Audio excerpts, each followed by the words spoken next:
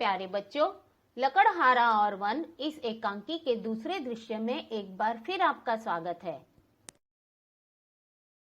इस एकांकी के पहले दृश्य में हमने देखा कि एक लकड़हारा जो कि बहुत ही ईमानदार और मेहनती था, एक बार वह जंगल में लकड़ियां काटने जाता है। तब वहां उसके हाथ से कुल्हाड़ी छूटकर नदी में गिर जाती है, जिससे वह बहुत ही चिंतित और दुखी हो जाता है। तभी भगवान ग्रामीण व्यक्ति का रूप धारण करके उसकी सहायता करने के लिए वहां आ जाते हैं। वे नदी में कूदकर चांदी और फिर सोने की कुल्हाड़ी लाकर लकड़हारे को देते हैं, परंतु वह लकड़हारा उस चांदी और सोने की कुल्हाड़ी को नहीं लेता है। जब ग्रामीण व्यक्ति ने लोहे की कुल्हाड़ी नदी में से निकालकर उसे दी तो वो बहुत ही खुश हो जाता है और उस लोहे की कुल्हाड़ी को ले लेता है। ग्रामीण व्यक्ति ने जब लकड़हारे को यह पूछा कि उसने चांदी और सोने की कुल्हाड़ी को क्यों नहीं लिया, तब लकड़हारे ने कहा कि जो चीज अपनी नहीं होती है उसे अपना नहीं समझना चाहिए। तब भगवान अपने असली रूप में आकर उस लकड़हारे से कहते हैं कि मैं तुम्हारी ईमानदारी से बहुत प्रसन्न हुआ, लेकिन तुम मुझे एक वचन दो, आगे से तुम कभी भी हरे भरे पेड़ों को नहीं काटोगे और तुम्हें अपने जीवन यापन के लिए जितनी लकड़ियों की जरूरत होगी केवल उतनी ही लकड़ियों को काटोगे, जरूरत से ज्यादा लकड़ियां नहीं काटोगे। और लकड़हारा भगवान की यह शर्त मान लेता है। अब आगे लकड़हारे के साथ क्या होता है देखते हैं इसे हम दूसरे दृश्य में। मंच पर लकड़हारा सो रहा है। मंच के पीछे से उसकी पत्नी आवाज देती है। लकड़हारे की पत्नी उसे जगाते हुए कहती है, अरे रामू के बापू, घोड़े बेचकर सो रहे हो? क्या आज लकड़ी काटने नहीं जाना है? यहाँ पर घोड़े बेचकर सोना एक मुहावरा है जिसका अर्थ होता है बेफिक्र होकर सोना या निश्चिंत होकर सोना। तब लकड़हारा उठ जाता है, कहता है, जाता हूँ भागवान। यहाँ पर भागवान शब्द का अर्थ होता है पत्नी। इससे पहले दृश्य में हमने एक शब्द पढ़ा है भाग्यवान, जिसका अर्थ होता है नसीबवान। लकड़हारा जागकर अपनी कुल्हाड़ी उठाकर जंगल की तरफ जाता है। मन ही मन सोचता है, जिधर देखो दूर तक जंगल का पता नहीं, जो थे वे कटते जा रहे हैं और उनकी जगह खड़े हो रहे हैं सीमेंट के जंगल। लकड़हारा जंगल में लकड़ियां काटने जब जाता है तो वो मन ही मन में सोचने लगता है कि अब तो जंगल भी नहीं बचे, सब कट गए हैं, जो थे वे भी कटते चले जा रहे हैं और उनकी जगह पर खड़े होते जा रहे हैं सीमेंट के जंगल, अर्थात बड़ी बड़ी इमारतें और पक्की सड़कें। तभी अचानक उसे चोट लगती है, वह चीख उठता है, फिर एक पेड़ की छांव में बैठ जाता है। चोट लगने के कारण लकड़हारा पेड़ की छाया में बैठ जाता है और कहता है, आहा, कितनी ठंडी छाया है, सारी थकान दूर हो गई। हरे भरे पेड़ की छाया में बैठकर लकड़हारे की सारी थकान दूर हो गई और वह उसी हरे भरे पेड़ के नीचे से उठकर अपनी कुल्हाड़ी संभालता है। कहता है, चलो यही सही, इसे ही साफ करें।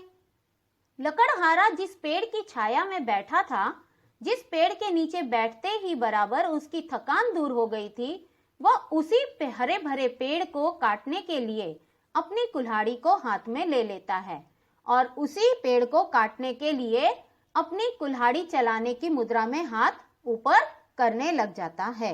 फिर देखते हैं इसके आगे क्या होता है। जैसे ही लकड़हारे ने हरे भरे पेड़ को काटने के लिए कुल्हाड़ी हाथ में लेकर अपने हाथ को ऊपर उठाया, तभी पेड़ ने कहा, अरे अरे, यह क्या कर रहे हो? तभी लकड़हारा चौंक जाता है। वह चौंक कर कहता है, कौन? आसपास नजर भी दौड़ाता है। तभी पेड़ कहता है, अरे भाई, यह तो मैं हूँ।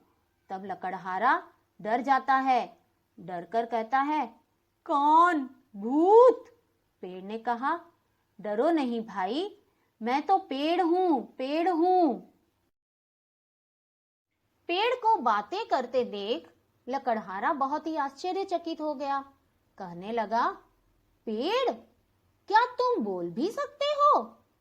पेड़ ने कहा, भाई, मुझ में भी प्राण हैं, तुम मुझ बेकसूर पर क्यों वार कर रहे हो? तब लकड़हारा बोला, तो क्या करूं? 4-4 बच्चों को पालना पड़ता है, यही एक रास्ता है रोजी रोटी का। तब पेड़ ने कहा, अरे भाई, अधिक बच्चे होने के कारण परिवार में दुख तो आएगा ही, पर तुम कितने बदल गए हो। तुम यह भी भूल गए कि मैं ही तुम्हें जीने के लिए शुद्ध हवा, पानी और भोजन सभी कुछ देता हूँ।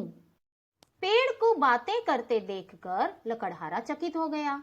पेड़ ने उसे बताया कि उसमें भी तो प्राण होते हैं, बिना वजह के उसे कष्ट क्यों दिया जा रहा है।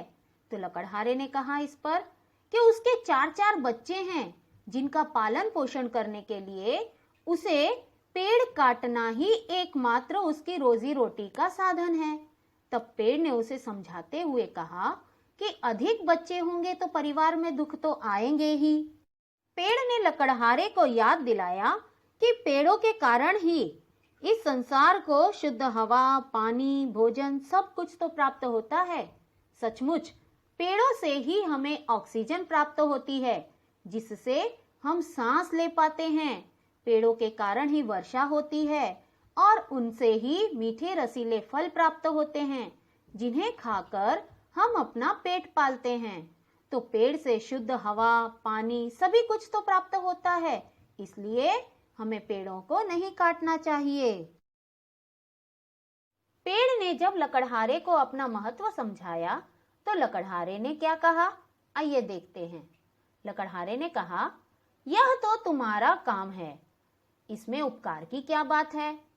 जब पेड़ ने लकड़हारे को समझाया कि पेड़ से ही हवा शुद्ध होती है और पेड़ से ही वर्षा होती है, भोजन वगैरह सब कुछ पेड़ से ही प्राप्त होता है, तो लकड़हारे ने इस बारे में कहा कि यह तो पेड़ का कार्य होता है, इसमें एहसान वाली क्या बात होती है। तो पेड़ ने उसे फिर से समझाते हुए कहा, मैंने कब कहा उपकार है भाई, पर यह तो तुम अच्छी तरह से जानते हो कि बिना हवा के मनुष्य जिंदा नहीं रह सकता। उसे सांस लेने के लिए शुद्ध हवा तो चाहिए ही, और हवा को शुद्ध करने का काम मैं ही करता हूँ। पेड़ ने लकड़हारे को समझाते हुए कहा कि मनुष्य बिना हवा के जीवित नहीं रह सकता, उसे सांस लेने के लिए शुद्ध और ताजी हवा अर्थात ऑक्सीजन आवश्यक होती है, और हवा में फैले हुए जो अशुद्धता होती है, जो कीटाणु होते हैं, उन्हें शुद्ध करने का कार्य तो केवल पेड़ ही करता है। इस पर लकड़हारे ने कहा, ठीक है, पर मेरे सामने भी तो समस्या है। तो पेड़ ने उसे फिर समझाते हुए कहा, यदि तुम हमें काटते रहे तो ये बेचारे वन्य पशु कहाँ जाएंगे? क्या तुम अपने स्वार्थ के लिए उनका घर उजाड़ दोगे? इस पर लकड़हारा बिगड़ गया, कहने लगा, तो फिर क्या मैं अपना घर उजाड़ दूं? पेड़ ने लकड़हारे को समझाते हुए कहा कि वह अपनी समस्या को दूर करने के लिए अगर इसी तरह से वनों को काटते रहे तो वन में रहने वाले जो वन्य पशु होंगे वे कहाँ पर जाएंगे, उनका तो घर ही उजड़ जाएगा। तो इस तरह से वह लकड़हारे को समझा रहा है कि वह वन्य पशुओं की खातिर इन जंगल के पेड़ों को न काटे। पेड़ ने लकड़हारे को जब यह समझाया कि अगर वह इसी तरह से वनों को काटता रहा तो वन में रहने वाले जो वन्य पशु हैं उनका घर उजड़ जाएगा। अपने स्वार्थ के लिए इस तरह से उन्हें बेघर तो नहीं किया जा सकता। इस पर लकड़हारा बहुत ही बिगड़ जाता है, कहता है, तो क्या मैं अपना घर उजाड़ दूं? इस पर पेड़ ने उसे समझाते हुए कहा कि मेरा मतलब यह नहीं है, यदि तुम इसी तरह हमें काटते रहे तो अच्छी वर्षा कैसे आएगी, और एक दिन सचमुच में ही अगर हम ऐसे ही पेड़ों को काटते रहे तो अच्छी वर्षा कैसे होगी? और एक दिन वर्षा न होने से चारों तरफ सूखा पड़ जाएगा, जिससे नदी, झील, तालाब इत्यादि सभी जगहों पर पानी सूख जाएगा और मनुष्य को पीने के लिए पानी नहीं मिलेगा। और जब मनुष्य को पीने के लिए पानी नहीं मिलेगा तो वह जीवित नहीं रह पाएगा। इस पर लकड़हारे ने कहा, तुम्हारी बात तो ठीक है, पर अब तुम ही बताओ मैं क्या करूं? तब पेड़ ने कहा, कम से कम अपने हाथों अपने ही पैरों पर कुल्हाड़ी तो मत मारो। अपने हाथों अपने पैरों पर कुल्हाड़ी मारना एक मुहावरा है, जिसका मतलब होता है खुद अपने ही हाथों से नुकसान करना। पेड़ ने आगे कहा, कभी हरा भरा पेड़ मत काटो, उन्हें अपने बच्चों के समान पालो, ताकि चारों ओर हरियाली छाई रहे। लकड़हारा हामी भरता है, उसी समय पर्दा गिरता है। पेड़ ने लकड़हारे को समझाया कि वह कभी भी हरा भरा पेड़ न काटे और उन्हें अपने बच्चों की तरह पाले पोसे, जिससे चारों तरफ हरियाली बनी रहे। और पेड़ की यह बात सुन करके लकड़हारा स्वीकार कर लेता है कि अब वह कभी भी हरे भरे पेड़ों को नहीं काटेगा और उनका अपने बच्चों की समान ही पालन पोषण करेगा। और उसी समय इस एकांकी का पर्दा गिरता है। इस प्रकार इस एकांकी से हमें यह सीख मिलती है कि वृक्ष हमारे मित्र हैं, हमें उनका संवर्धन करना चाहिए। मेहनत व ईमानदारी से व्यक्ति जीवन में सफल होता है। छोटा परिवार सुखी परिवार होता है। अतः परिवार को छोटा रखने में सभी को योगदान देना होगा। तो बच्चों, लेखक अरविंद भटनागर जी ने इस एकांकी के माध्यम से हमें यह समझाते हुए कहा है कि पेड़ हमारे जीवन दाता हैं, इसलिए हमें पेड़ पौधों व वनों का संरक्षण करने में अपना सहयोग देना चाहिए। इसी में हमारी भलाई है। उम्मीद करती हूँ कि आप सभी को यह एकांकी बड़ा ही रोचक और मनोरंजक लगा होगा। Thank you.